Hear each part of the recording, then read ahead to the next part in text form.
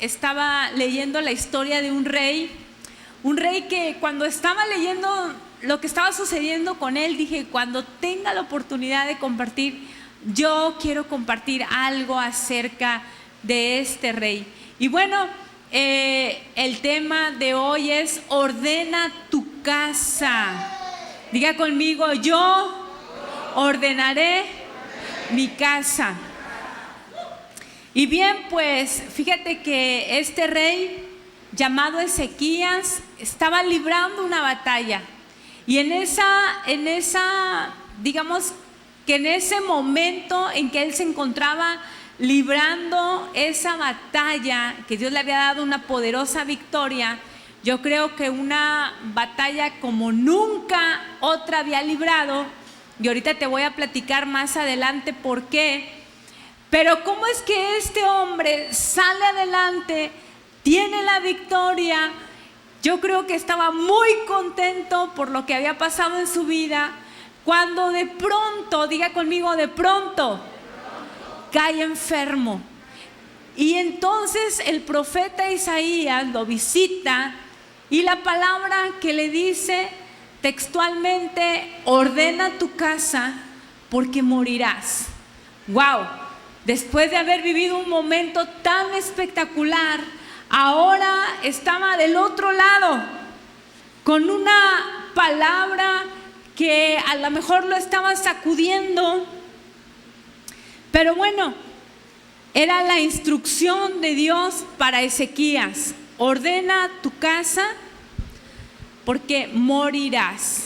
Y bueno, mira, en esta mañana quiero hablarte, en este día ya, quiero hablarte acerca de que la palabra ordenar tu casa es una palabra muy extensa y muy profunda. Diga conmigo, y sí.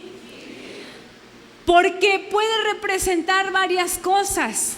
El ordenamiento de la casa tiene que ver y representa, yo creo que en primer lugar, el área espiritual. Que el área espiritual pueda estar bien en la familia.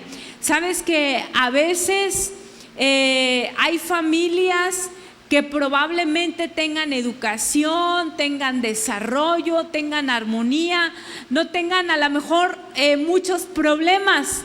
Sin embargo, en el área espiritual la gente está desconectada porque nunca se les indujo a una búsqueda o a una relación con Dios. Y te voy a decir que cuando como familia el área espiritual está descuidada, nosotros estamos vulnerables a lo que el enemigo pueda hacer sobre nuestras familias. ¿Cuántos dicen y sí? Por eso es importante el orden en el área espiritual. Pero también quiero decirte que el ordenamiento en la casa puede representar el área económica. ¿A cuántos de nosotros nos ha pasado que de pronto llegamos a los pies de Cristo o estamos en el camino de Dios aún y seguimos batallando con el área económica?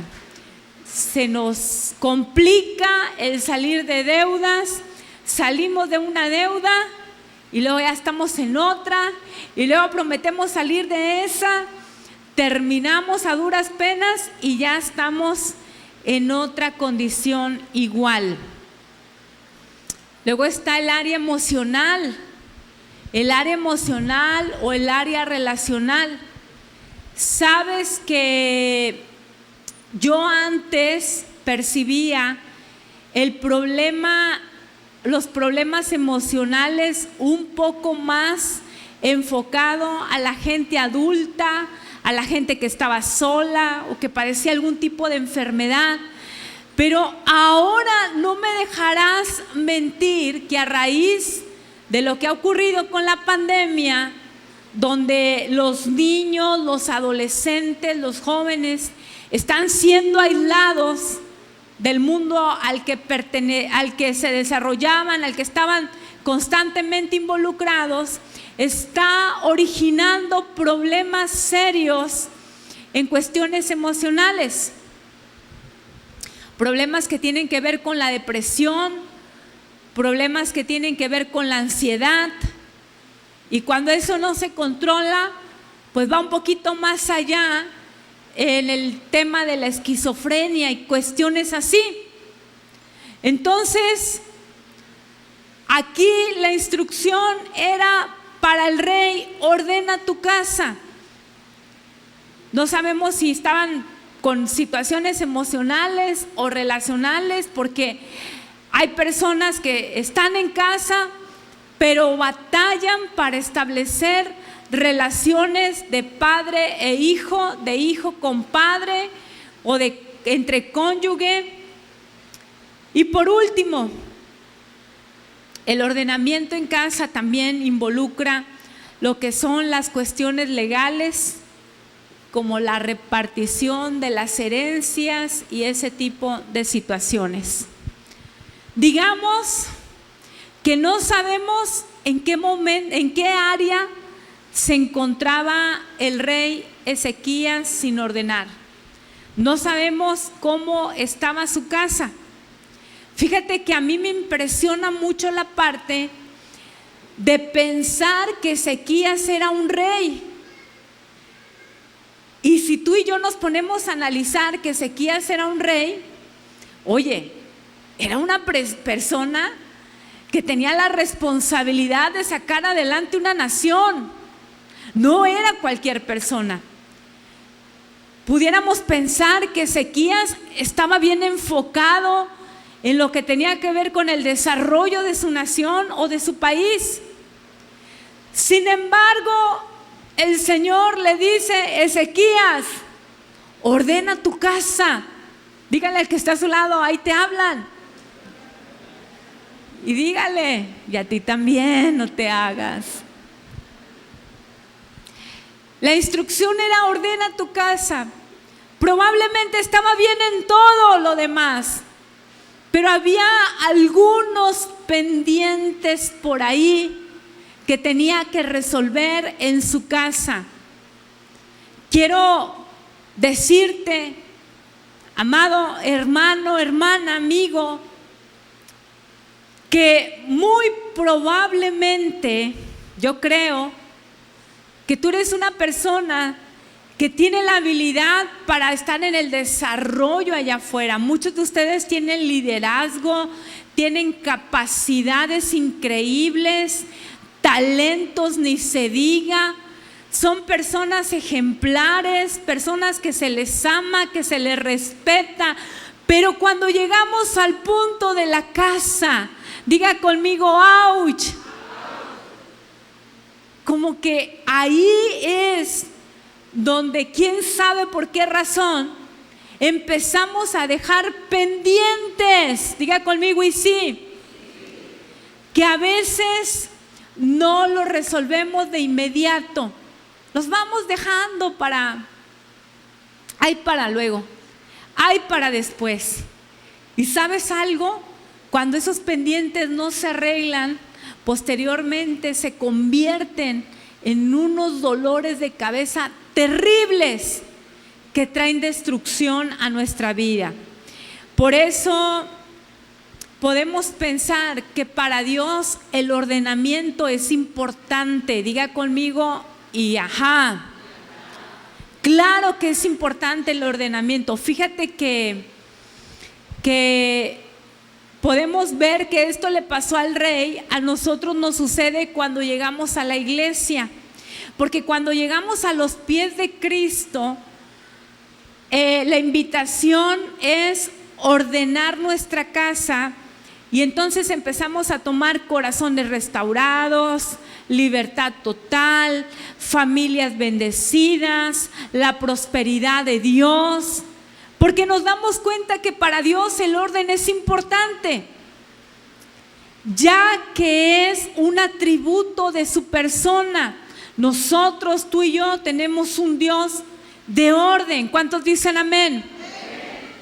Por eso encontramos en la Biblia, en Génesis, que la tierra estaba desordenada y vacía. Pero fíjate que el Espíritu de Dios ya estaba en movimiento. Y cuando el Espíritu de Dios está en movimiento, todo se tiene que ordenar. Dele un aplauso al Rey en esta mañana. Quiero mencionarte que cuando el Espíritu de Dios empieza a moverse sobre ti, sobre tu persona, algo tiene que suceder. No porque tú lo busques, es porque la presencia del Espíritu de Dios está en movimiento sobre tu vida. Y fue algo que nos empezó a suceder a nosotros. Natán siempre me dice algo: cuenta tus testimonios, Flor, no cuentes los míos, pero yo te voy a contar los de él, aprovechando que no está.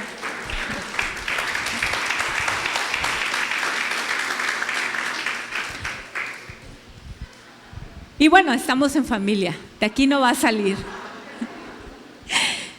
Fíjate que planeábamos por lo menos una vez al año echarle ahí una manita de gato a la casa, si se podía en un año, ¿verdad? O cuando se pudiere. Y recuerdo que una de las cosas que nos pasaba era de que pues ahí entre los dos pintando, ¿verdad? Yo el apoyo moral y él así pintando: pásame la cubeta, pásame esto, pásame no sé qué, y ahí andaba.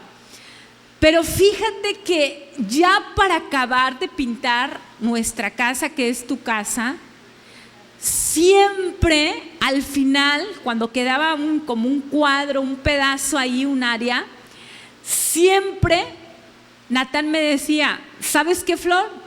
Ya, hasta aquí vamos a dejarle. Ya pintamos mucho. Y yo le decía: oye, Natán, pero mira, es un cuadrito. Y él me decía: pues por eso, ya es bien poquito.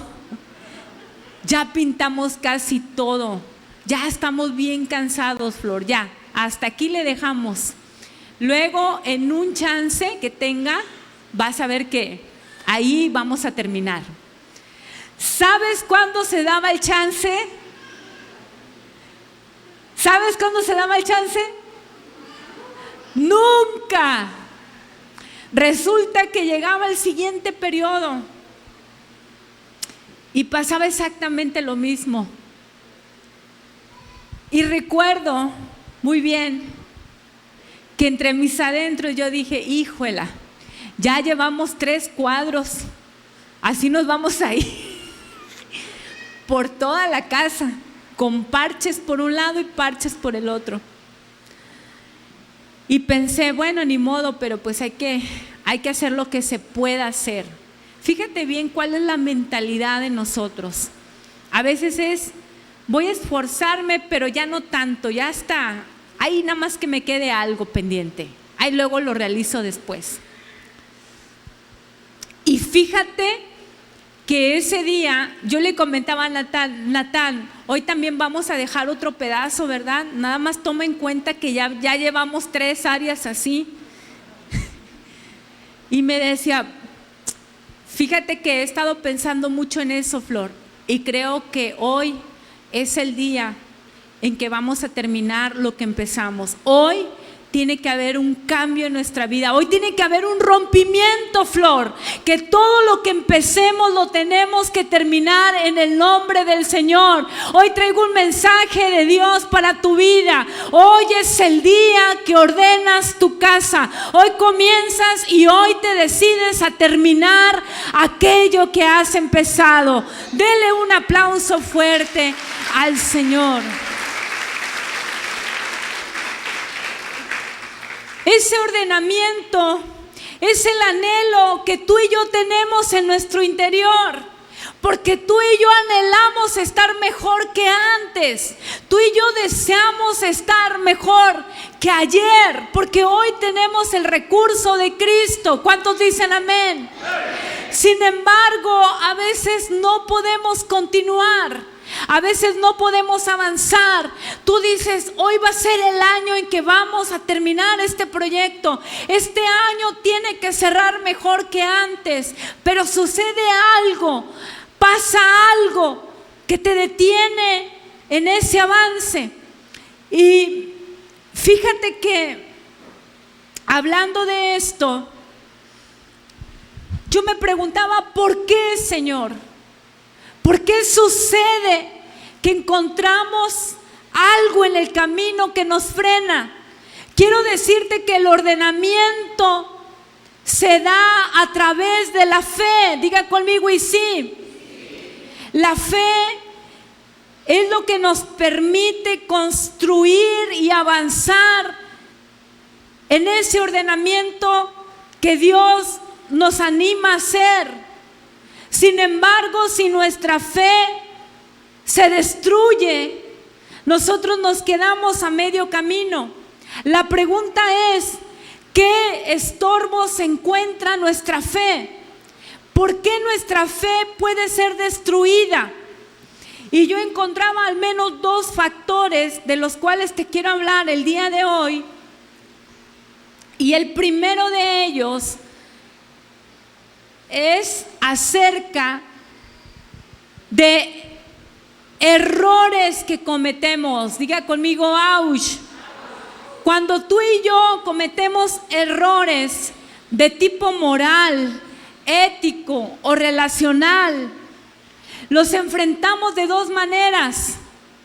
La primera de ellas es decir, perdón, me equivoqué, ya no voy a volver a hacer esto que estaba haciendo, voy a cambiar mi comportamiento y voy a continuar hacia adelante. Pero el segundo factor es que a veces nosotros lo enfrentamos de una manera distinta y decimos, híjole, me siento bien culpable por lo que hice. Me fui a agarrar allá, a gritarle al Señor que vive al lado mío. Todo el mundo me vio. Cometí este error en mi casa. Qué mal me siento por esto. Qué culpable me siento por este error que cometí. Yo no creo que pueda cambiar. Y como no creemos que podemos cambiar, entonces cambiamos nuestras creencias y adaptamos una nueva.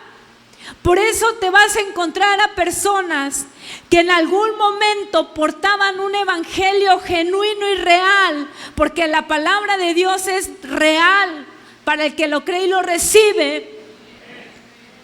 Pero al tiempo posterior, en vez de hablar de Cristo, lo ves con una piedra de buena suerte colgado en su cuello. Y le preguntas, oye, ¿qué pasó? ¿No me hablaste del evangelio? Ay, sí, hermano, sí, hermana, pero fíjate que ahora me siento más like, ahora me siento un poco más libre. Ahora, pues con esta piedra me siento seguro. ¿Sabes por qué? Porque a veces es más fácil cambiar nuestras creencias que cambiar nuestro comportamiento. Diga conmigo, ¡ouch! Entonces, cuando estas situaciones nosotros las empezamos a enfocar de esta manera, nuestra fe se convierte en una fe frágil, que cualquier situación mala que nos pase o cualquier error que podamos cometer y que no lo resolvamos correctamente, nos va a detener en la ruta de la fe. Por eso necesitamos trabajar en convicciones fuertes y sólidas acerca de quién es Dios. ¿Cuántos dicen amén? Levante su mano derecha y diga conmigo, yo estableceré convicciones sólidas acerca de Dios. Ahora hay un segundo aspecto donde nuestra fe puede ser estorbada, y es la falta de explicación que encontramos a sucesos trágicos o inesperados en nuestras vidas. Esto sucede cuando llegamos a vivir situaciones dolorosas y trágicas, y lo primero que se nos viene a la mente es que nosotros no interpretábamos el carácter de Dios de esa manera para que nos sucediera eso. No relacionamos lo que interpretamos del carácter de Dios con la tragedia, dolor o circunstancia que nos está ocurriendo. Y entonces vienen palabras como: ¿cómo puede Dios, siendo tan bueno, permitir que ocurran cosas tan malas? No sé si te ha pasado, pero he escuchado casos en donde el bisabuelo murió de cáncer, el abuelito murió de cáncer, los tíos murieron de cáncer, y el joven dice: si a mi papá o si a mi mamá les pasa eso, yo ya no voy a buscar a Dios. No voy a permitir estar con Dios de esta forma, porque atacó de esta manera a mis pasados y a mis papás no. O cuando venimos pidiéndole a Dios que nos abra la puerta de un trabajo, que nos resuelva un problema, y si no nos resuelve el problema, o si no encontramos el trabajo, decimos: ¿cómo puede ser Dios tan malo? Yo ya no lo voy a seguir buscando porque no me resuelve mi vida, mis asuntos. ¿Sabes que el problema está en que nosotros empezamos a ligar la fe a un estado de circunstancias por las cuales estamos pasando? Entonces nuestra fe se vuelve una fe que se basa en el momento que estamos viviendo. Diga conmigo: una fe circunstancial, una fe derivada al momento. Y esto quiero mencionarte que nos estorba demasiado. Si tú y yo tenemos en claro quién es Dios y nuestras convicciones son firmes, el ordenamiento en nuestra casa tendrá que llegar por sí solo. Dele un aplauso al que vive y al que reina. Si usted y yo empezamos a tener en claro quién es Dios y lo que representa en nuestra vida, el ordenamiento en casa se tiene que dar. Yo quiero decirte en esta mañana que si has estado luchando, que si ya llevas tiempo en un desafío respecto del ordenamiento de tu casa, no quites el dedo del renglón. Se necesita fe, se necesita permanencia, se necesita convicción, pero si Él te lo prometió, yo estoy segura que Él lo hará. Tú tienes que creerlo, tienes que arrebatarlo, tienes que abrazarlo en esta mañana, porque Dios te va a dar la victoria.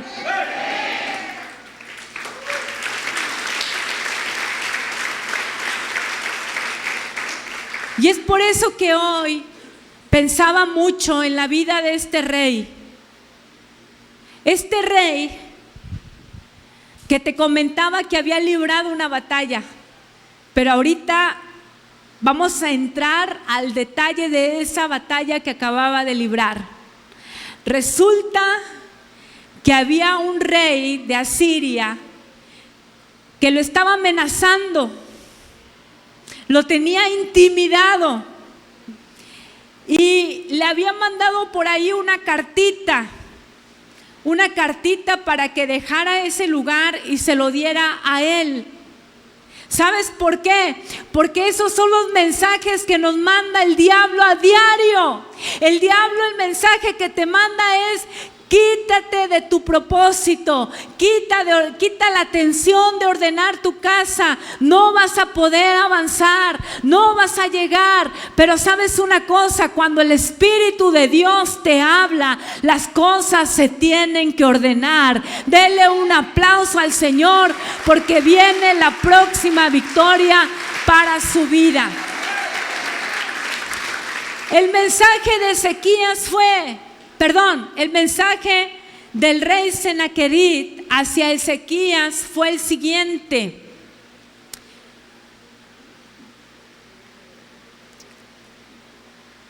el gran rey de Asiria quiere saber por qué te sientes tan seguro de ganarle. Para triunfar en la guerra no bastan las palabras, hace falta un ejército y un plan de ataque. ¿En quién confías que te atreves a luchar contra el rey de Asiria? ¿Acaso confías en Egipto? Ese país y su rey son como una caña astillada que se romperá si te apoyas en ella y te herirá. Y si me dices que confías en tu Dios, entonces, ¿por qué has quitado todos los altares y ordenaste que tu pueblo lo adore solamente en Jerusalén? Tú no tienes con qué atacarme. Es más, si ahora mismo me muestras a 2 jinetes, yo te doy 2 caballos. Y si estás esperando a los egipcios, déjame decirte que los caballos y carros de combate de Egipto no harán temblar ni al más insignificante de mis soldados. Además, has venido a destruir este país he venido a destruir este país porque Dios me ordenó hacerlo. ¡Qué tremendo! ¡Qué tremendo lo que el rey de Asiria le estaba diciendo a Ezequías! Y fíjate que en este sentido, cuando leía las palabras del desprecio con el que le hablaba Ezequías, haciéndolo sentir nada y haciéndole sentir que no iba a triunfar, que no iba a tener victoria, pensaba mucho en las cosas en las que tú y yo tenemos que lidiar muchas veces, en las que tenemos que enfrentar, que nos producen dolor, que nos producen tristeza, y que a veces nosotros nos ponemos a pensar qué es lo que hemos hecho mal para estar viviendo ese tipo de cosas. O a veces cuando nos acercamos a otra persona y le comentamos las situaciones que estamos viviendo, la otra persona nos dice: pues seguramente estás en pecado.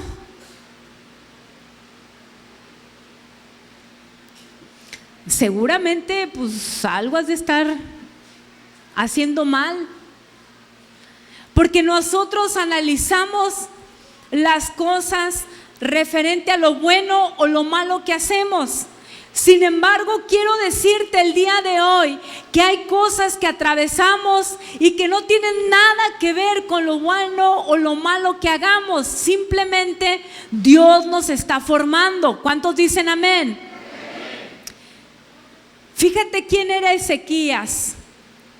El segundo libro de Reyes, capítulo 18, describe a Ezequías de la siguiente manera: Ezequías obedeció a Dios en todo, tal tal como lo había hecho su antepasado David.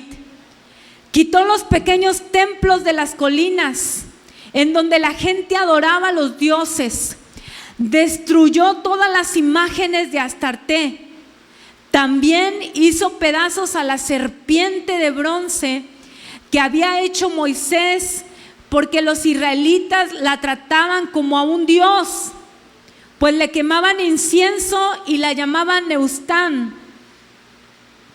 Ezequías confió en el Dios verdadero de Israel. ¿Qué hizo Ezequías? ¿Qué hizo Ezequías? ¿Cuántos de aquí vamos a confiar? Dice, ni antes ni después hubo en Judá otro rey como él. Siempre fue fiel a Dios y obedeció todos los mandamientos que Dios le había dado a Moisés. Por eso Dios siempre lo ayudaba y permitía que le fuera bien en todo. Ezequías era un hombre que estaba haciendo lo correcto. Ezequías puede representar tu vida. Estás tratando de caminar en el orden de Dios, y en ese proceso del camino algo te sucede. Es algo inesperado, algo doloroso, algo que te provoca aflicción.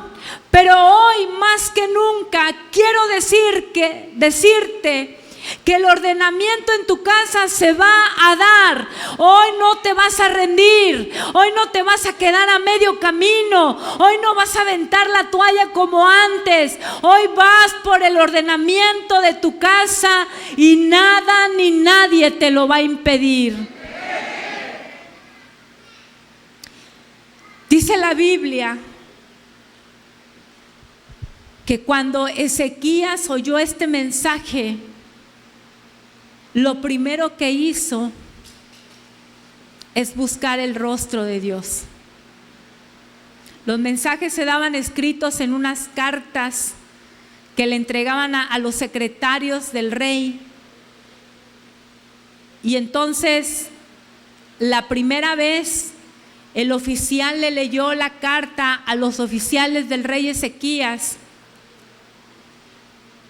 Y los oficiales del rey Ezequías dijo, oiga, no los lea, démelos. La gente va a oír, dijeron los secretarios. Pero los secretarios dijeron, queremos que escuchen y que sepan que Ezequías no los va a llevar a ningún lado. Queremos que escuchen su derrota. Dice la Biblia que entonces el rey Ezequías tomó esas cartas y las llevó al altar. Hubo una segunda ocasión donde el rey de Asiria vuelve otra vez a mandarle otra cartita. Porque te voy a decir algo. El enemigo constantemente busca que tu fe se pare. Si se para tu fe, se para tu desarrollo. Si se para tu fe, tus convicciones pueden quedar en el aire. Pero hoy es el tiempo en que te levantas para decir que vas a llegar al propósito divino. Entonces, pues después de que le llega la segunda cartita, dice la Biblia que entonces Ezequías volvió a hacer lo mismo. Llama a sus oficiales y les dice, vamos a presentarnos en el altar. Y estas cartas aquí se las voy a entregar en el altar al Señor. En una mano Ezequías estaba portando su aflicción, su tragedia, su fracaso, pero en otra mano estaba portando la humildad de llegar al altar y reconocer que el único que podía darle solución a sus problemas era Dios.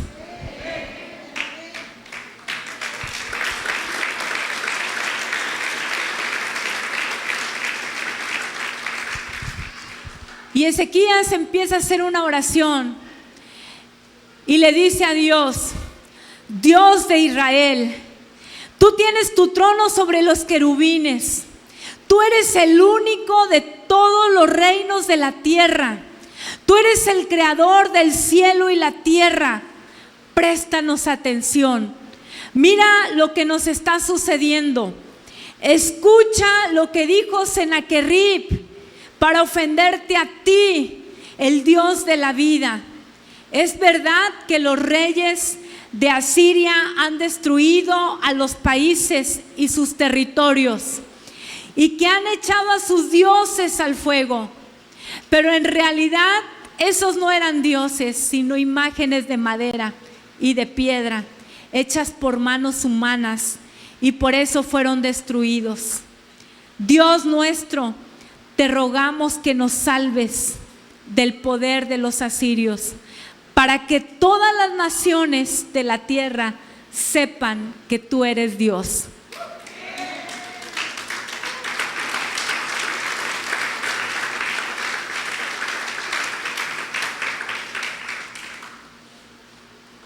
Después de eso,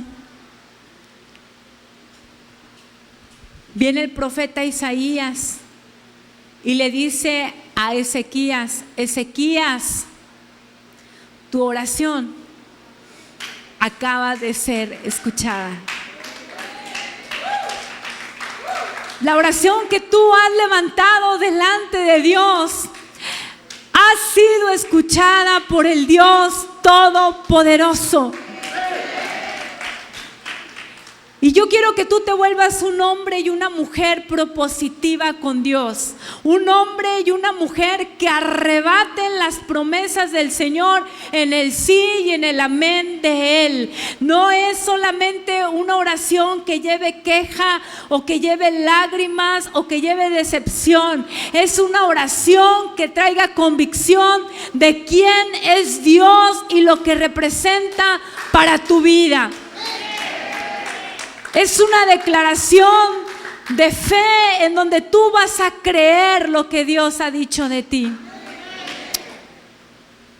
Pues Dios le empieza a hablar de lo que va a hacer con Sennacherib y le empieza a decir muchísimas cosas que no te las voy a decir por falta de tiempo ahora, pero te voy a decir la última parte de lo que le dice.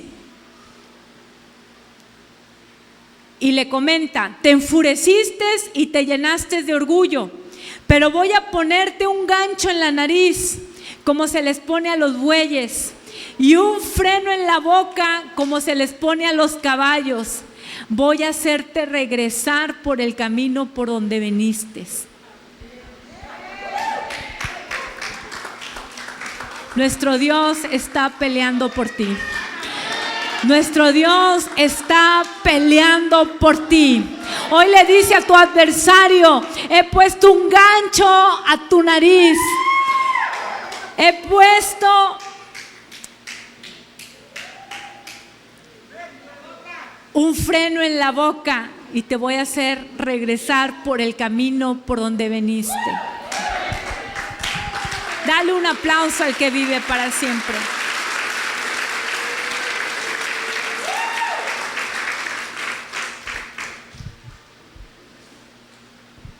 Fíjate que esa noche sucedió algo inesperado para el rey Sennacherib, no para Ezequías. Vino el ángel del Señor y mató a 185,000 asirios. Sennacherib no lo podía creer.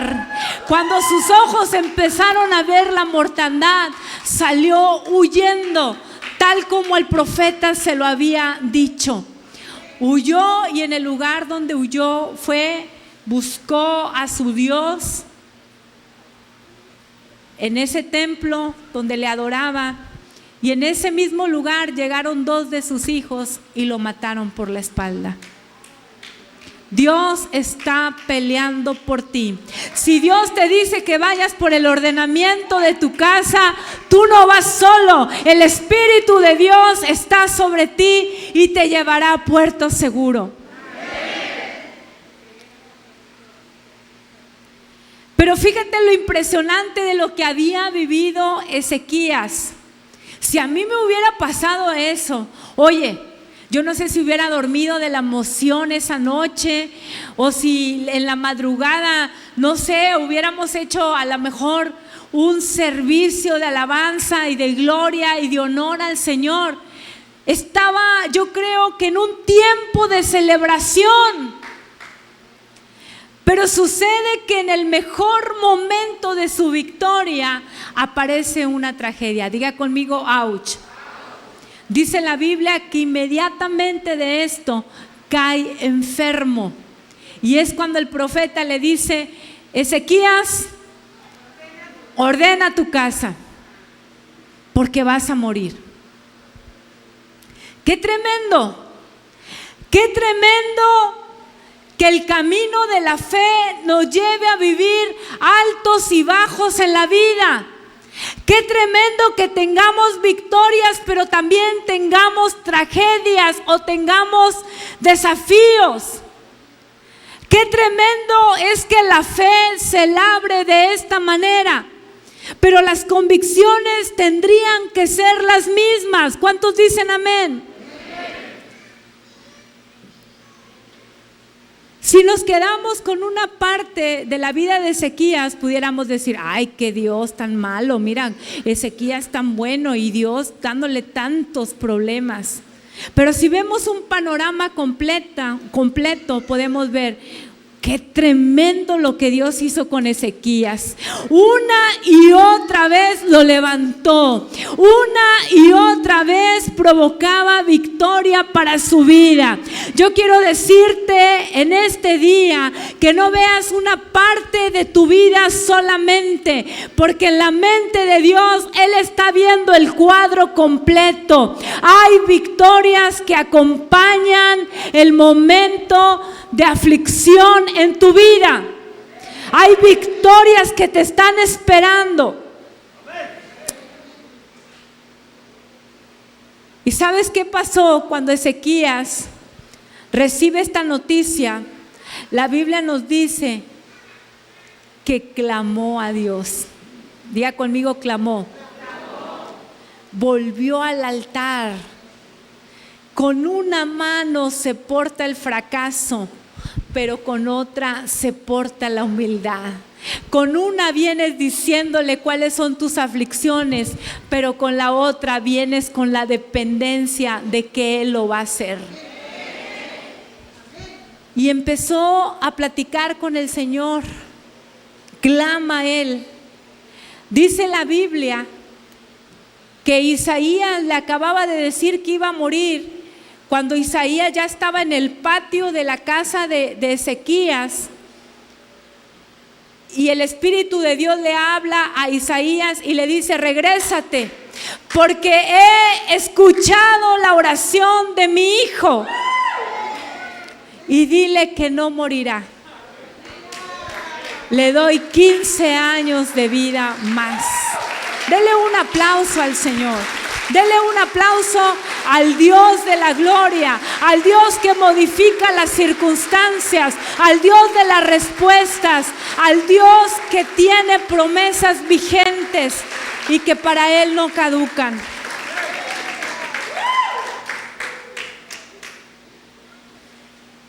Pues tremenda historia la de este hombre.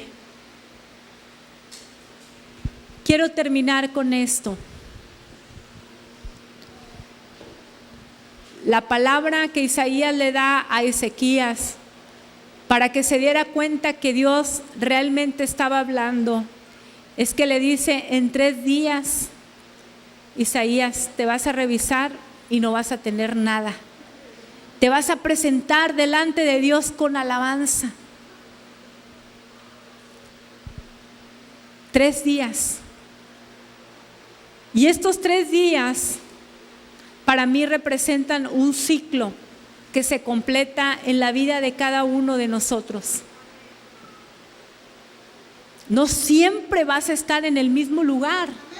Es solamente un tiempo, es un momento donde tu fe va a ser marcada por ese momento, por esa situación, pero al final de ese tiempo pasarás a una nueva etapa, pasarás a un nuevo ciclo. 3 días, te dice el Señor. Pueden ser 3 semanas, pueden ser 3 meses, pero hay un inicio y hay un final. El ciclo se completa y pasas a un tiempo diferente. Quiero que te pongas en pie en esta mañana.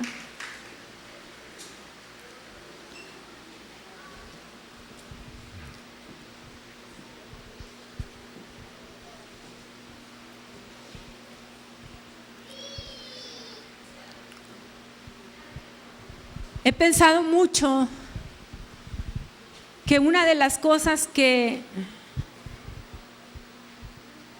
nos estorban para tener convicción. Fíjate qué interesante lo de Ezequías, porque Ezequías venía de un linaje real, donde Ezequías había escuchado desde que era un niño cómo Dios había librado cada batalla por Israel. Había escuchado las historias de su padre David, donde David exclamaba las grandes y numerosas batallas de las cuales el Dios Todopoderoso los había librado. Pero ahora Ezequías no tenía una fe emocional o circunstancial, tenía una fe basada en estar consciente de quién era Dios y de lo que era capaz de hacer. Yo quiero que tú estés consciente, hombre y mujer de Dios, de lo que Dios es capaz de hacer por ti. Cometiste un error, no dejes que estorbe tu fe. Pide perdón y sigue tu camino. Porque el problema de nosotros es que a veces nos sentimos tan culpables